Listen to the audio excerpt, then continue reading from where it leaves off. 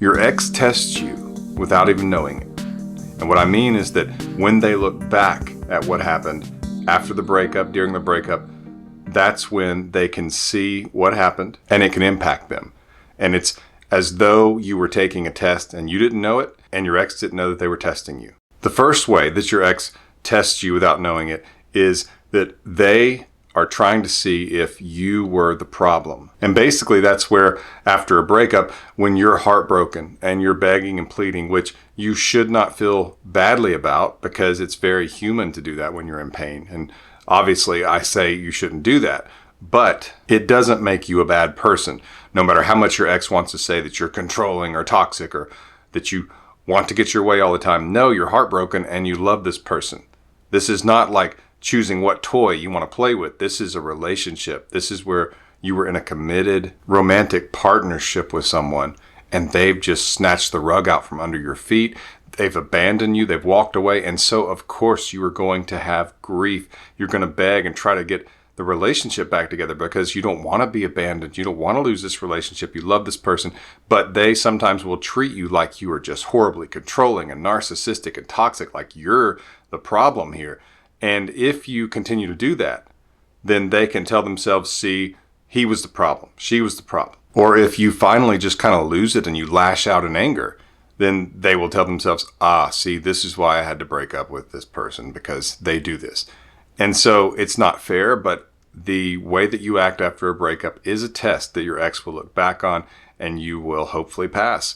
But if you fail, don't worry. It's not the end of the world, but you definitely don't want to fail. It makes it more of an uphill battle. It makes the odds less that you can get back together with them. Number 2, will you self-destruct without them? And basically, if you do the things that I mentioned, the begging, the pleading, and then they watch as you go into depression and your life just seems to be absolutely ending or miserable without them, then what actually happens is that it builds up their ego to where they really do believe that they're more attractive than you, which most people do have a subconscious feeling of when they break up with you because they are the one leaving you.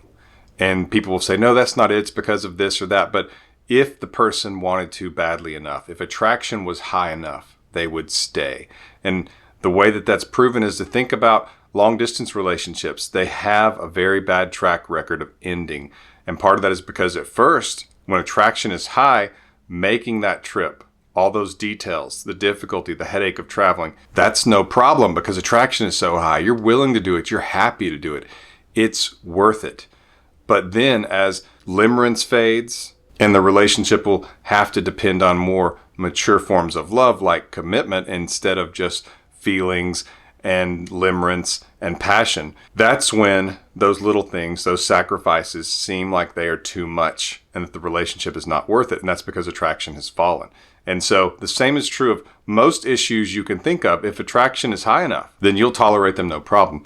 But when attraction falls, that's when they become big. That's when you want to work on yourself. That's when taking the job in some city far away makes sense and those kinds of things. So when it appears that you are miserable without them, it just pushes up their ego and kind of reinforces that concept that they are more attractive than you and that they want someone on their level of attractiveness and not down there with you. So when you don't show them that, you're going to be miserable. You're going to grieve. That's normal. But do your best to put on and project a happy, strong face and life to them. I know that's not what you want to do. You want to be able to be transparent and to tell them, I'm hurting. This is not what I want. I'm miserable without you. And that they will actually want to come back for that. They will see that as love and that you need them and that makes them want to be with you. But that's not how it works, unfortunately. So do your best to at least project that you are handling it, that you are moving forward and living forward with your life and that you're strong if it comes up and if you use social media. Before I get to number 3, get my $7 reunion blueprint at reunionblueprint.com. It's only $7 and it's a super guide to help you get your ex back. It's really thorough. It's the reunion blueprint and it's at reunionblueprint.com. If you are married, go to marriageradio.com and get my free mini course on saving a marriage. It's in the marriage help section. So that's at marriageradio.com in the marriage help section. So if you're in a dating relationship, go to reunionblueprint.com and get the reunion blueprint. Or if you're married, go to marriageradio.com.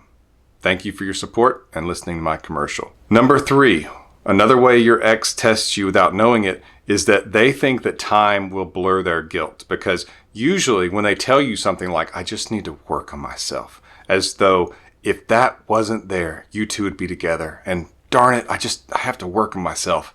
Man, that's kind of how they present it, as though it's an outside force beyond their control, and that you shouldn't be mad at them, that both of you should just be able to walk away, everything's fine because they need to work on themselves, and that's why you can't be together. When they come to grips with the fact that they lied to you, that that's BS, that that's not the real reason, that the real reason is that they don't feel the same about you, that attraction has fallen, and or that they are not mature enough to be in a committed relationship without the newness, the easy part of the relationship, the new fireworks, that when that goes away, it's like losing the sugar and now they have to actually eat the vegetables, which are better for them, and they're not going to do that. That's pretty much what is happening in that kind of situation. And they will hope and expect that over time, they will feel less guilty about being dishonest with you and about the way they ended things, because sometimes it's pretty sorry the way people break up with each other.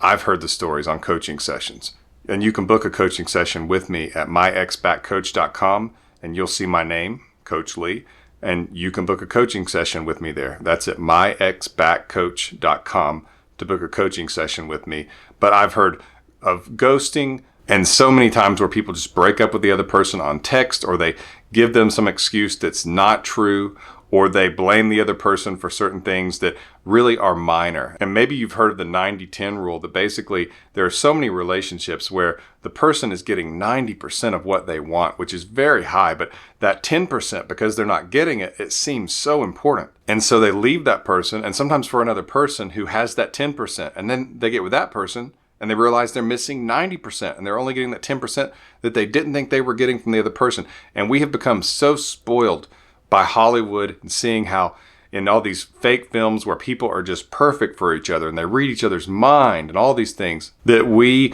break perfectly good relationships. We overthink them. We overanalyze. We expect perfection and 10 out of 10. And it's absurd when really that's a problem with you. And I'm referring to the person who breaks up with someone because they're not perfect or the relationship is not perfect. It's about being committed to a person. And that person may or may not be perfect. That shouldn't matter. If there is love and this is a good person, then that's really all that you need. And so I hope that we can start to get over this idea that relationships are like a buffet line where we get everything we want. And if we don't, we're taking our toys and going home, because that's really not what commitment is. But that's what a lot of people seem to think about relationships, and that's why they break up with people. And there's still enough of a soul in so many of us that we feel guilty about that. And we think enough time will pass that we will not mind that so much and we'll feel better about it. And the way that that can actually be true is if you keep talking to them and pushing them, because it will do these other things that I've mentioned, which will make them feel justified in treating you that way. But if you just stay silent, then their guilt can actually help you. And no one wants someone to come back just because of guilt. But guilt is actually a good thing. Guilt keeps us honest. It keeps us sharp. It causes us to look inside and to analyze and audit ourselves. And obviously, constant guilt's not a good thing. But when you have mistreated someone or done something wrong, you should feel guilty.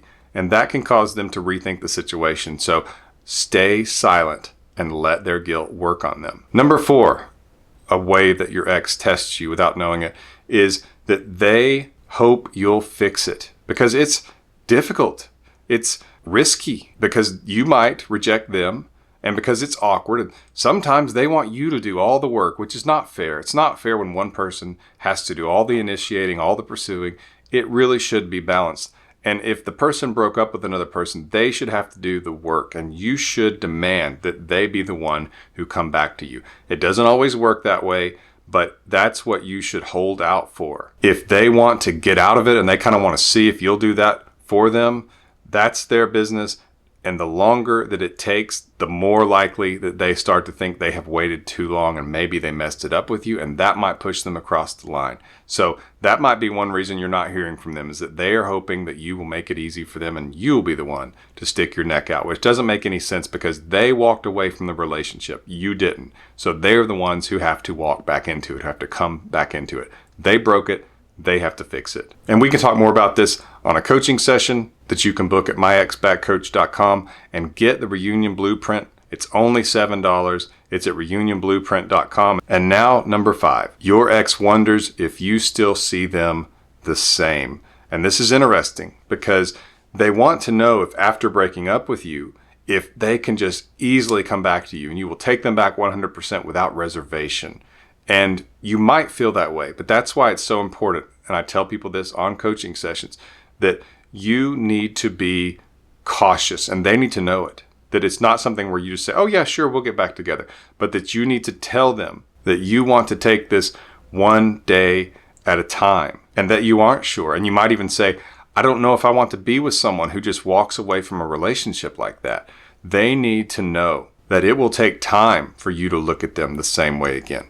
Because if they get it back too easily, it is very likely to fade. They need to feel that they are working toward it for a time. That raises your value. It also, in the future, will prevent them from manipulating you with a breakup. Because just recently, I actually spoke with a client who was dumped, and she actually told him that she wanted to see if he'd fight for her, which is awful and ridiculous that you would do that to someone to see if they would fight for you.